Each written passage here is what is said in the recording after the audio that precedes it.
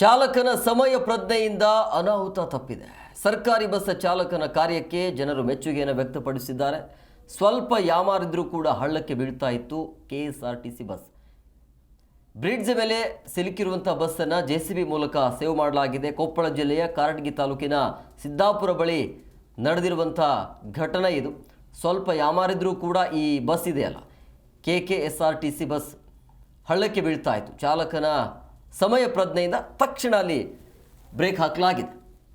So ಅದನ್ನು JCB ಮುಖಾಂತರ save ಮಾಡಿ ಅಲ್ಲಿರುವಂಥ ಸ್ಥಳೀಯರು ಬಂದು ಅದನ್ನು ಎತ್ತಿದ್ದಾರೆ.